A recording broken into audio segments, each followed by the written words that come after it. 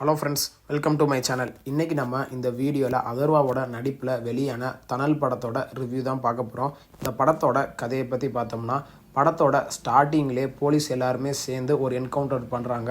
அதுக்கடுத்து நம்ம அஸ்வின் அந்த போலீஸ்காரங்க எல்லாத்தையுமே கொலையும் பண்ணுறாரு. கொஞ்ச நாள் கழித்து நம்ம ஹீரோ அதர்வாவை காட்டுறாங்க. அவர் +2 முடிக்காமல் லவ் பண்ணிவிட்டு ஊரை சுற்றிட்டு இருக்காரு. அப்போ ஒரு நாள் அவங்க அம்மாவுக்கு ஒரு கேன்சர் இருக்குது அப்படின்னு தெரிய வருது. அதனால நம்ம ஹீரோ என்னென்னமோ பண்ணி ஒரு கான்ஸ்டபிளும் ஆறாரு. அதுக்கப்புறம் ஸ்டேஷனில் போய் அப்பாயின்மெண்ட் ஃபார்ம் வாங்குறக்காண்டி போகிறாங்க. அப்போது அங்கே இருக்கிற போலீஸ் ஆஃபீஸர் என்ன சொல்கிறாங்க, நீங்கள் டியூட்டிக்கு போங்க அப்படின்னு சொல்லி அவங்கள ஒரு இடத்துக்கு போக சொல்கிறாங்க. போன இடத்துல தான் அதர்வாக்கும் அவங்க ஃப்ரெண்ட்ஸுக்கும் ஒரு பெரிய சம்பவமே நடக்குது. அஸ்வின் அந்த இடத்துல ஒரு பெரிய டெனல் மாதிரி ஒன்று போடுறாரு. அந்த ஊரில் இருக்க எல்லா பேங்க்கையும் கொள்ளடிக்கணும் அப்படின்னு முடிவு பண்ணுறாங்க. அதை தெரிஞ்சுக்கிட்ட அதர்வா எப்படியாவது தடுக்கணும் அப்படின்னு முடிவு பண்ணுறாரு.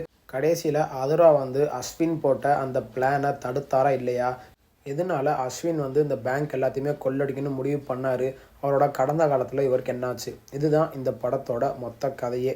படத்தோட பாசிட்டிவ்னு பார்த்தோம்னா, டேரக்டர் ரவீந்திர மாதவ் அவரோட ஒர்க்கை நல்லாவே பண்ணியிருக்காரு.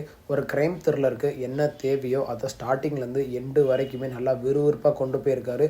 அதுக்கு தகுந்த மாதிரியே படத்தில் நடித்த எல்லா ஆக்டருமே அவங்களோட ஒர்க்கை சூப்பராக பண்ணியிருக்காங்க. அதர்வா இதுக்கு முன்னாடி நடித்த டிஎன்ஏ படமாக இருக்கட்டும், 100 படமாக இருக்கட்டும், அது எல்லாமே இவருக்கு கெரியர்லேயே ஒரு பெஸ்ட்டு படமாக அமைஞ்சிருக்கு. அதே மாதிரியே இந்த படமும் இவரோட கெரியரில் ஒரு பெஸ்ட்டு படமாக அமையும். படத்தில் ஹீரோனா நடித்த லாவண்யாவும் அவங்களோட ஒர்க்கை நல்லாவே பண்ணியிருக்காங்க. அதர்வாக்கும் அஸ்வினுக்கும் நடக்கிற அந்த ஃபைட் காட்சியாக இருக்கட்டும், அதில் அஸ்வின் பண்ணுற அந்த ட்ராமாவாக இருக்கட்டும், அது எல்லாமே பார்க்கும்போது சூப்பராக இருந்துச்சு. அஸ்வினை நம்ம ஹீரோவாக காமெடியானாக தான் பார்த்துருப்போம். அவரை ஃபஸ்ட் டைமாக வில்லனாக பார்க்கும்போது வேறு லெவலில் இருந்துச்சு. படத்தில் ஒர்க் பண்ண எல்லா டெக்னீஷியனுமே அவங்களோட ஒர்க்கை நல்லாவே பண்ணியிருக்காங்க. முக்கியமாக சினிமாட்டோகிராஃபர் அந்த டெனல் காட்சியை காமிச்சதாக இருக்கட்டும், அந்த கோல் கம்பெனியை காமிச்சதாக இருக்கட்டும், அது எல்லாமே பார்க்கும்போது சூப்பராக இருந்துச்சு. கடைசி கிளைமேக்ஸில் எதிர்பார்க்காத மாதிரி டெனலுக்குள்ளே வச்சு ஒரு சம்பவமும் நடக்கும். அந்த ட்ரோன் ஷாட்டை சினிமாட்டோகிராஃபர் சூப்பராக காமிச்சிருக்காரு. படத்தோட மியூசிக்னு பார்த்தோம்னா, மியூசிக் டைரக்டர் ஒரு லவ்வுக்கு என்ன தேவையோ அதை நல்லா பண்ணியிருக்காரு. கிரைமுக்கு என்ன தேவையோ அதையும் நல்லா பண்ணியிருக்காரு. படத்தில் பாட்டு அந்த ரொமான்ஸ் காட்சிக்கு ஏற்ற மாதிரி ஒரு பாட்டு இருக்கும், அது ஓரளவுக்கு நல்லா இருந்துச்சு. முக்கியமாக அஸ்வினுக்கு போட்ட அந்த பேக்ரவுண்ட் ஸ்கோரு வேறு லெவலில் இருந்துச்சு. நான் எதுக்கு அப்படி சொல்கிறேன்னு படம் பார்க்கும்போது உங்களுக்கே தெரியும். மியூசிக் டைரக்டர் பேக்ரவுண்ட் ஸ்கோருக்கு முக்கியத்துவம் கொடுத்து தான் இந்த படத்தில் பண்ணியிருக்காரு. எதுக்குன்னா அந்த அளவுக்கு அவரோட உழைப்பை இந்த படத்துக்கு போட்டிருக்காரு. படத்தில் டேரக்டர் ரவீந்திர மாதவ் அவரோட ஒர்க்கை நல்லா தான் பண்ணியிருக்காரு.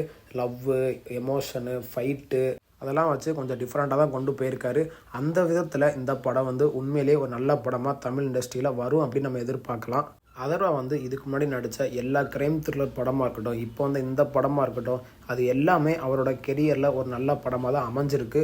பொறுத்திருந்து பார்ப்போம். அதர்வா இதே மாதிரியே படத்தில் நடிக்கிறாரா, இல்லை தேவையில்லாத படத்தில் நடித்து அவரோட கெரியரை டவுன் பண்ணிக்கிறாரா அப்படின்னு பார்ப்போம். இந்த படத்தோட நெகட்டிவ்னு பார்த்தோம்னா, டேரக்டர் கதையை நல்லா தான் கொண்டு போயிருக்காரு. அந்த ஃப்ரெண்ட்ஷிப் காட்சியும் ஓரளவுக்கு நல்லா தான் வச்சுருக்காரு. கடைசி அந்த வில்லனுக்கு அந்த ஃப்ளாஷ்பேக் காட்சி மாதிரி ஒன்று இருக்கும், அதே நல்லா தான் வச்சுருக்காரு. ஆனால் அதில் கடைசி கிளைமேக்ஸில் சில இடத்துல நம்ம லேக் ஃபீல் பண்ணுற மாதிரி இருக்கும். அதை கொஞ்சம் ஃபோக்கஸ் பண்ணி எடுத்துருக்கலாம் டேரக்டர். மற்றபடி இந்த படத்தில் பெருசாக நெகட்டிவ்னு சொல்கிறதுக்கு ஒன்றும் இல்லை. இந்த படம் ஓடிடி தளமான அமேசான் பிரைம்லேயும் ஆகாலையும் அவைலபிளாக இருக்குது.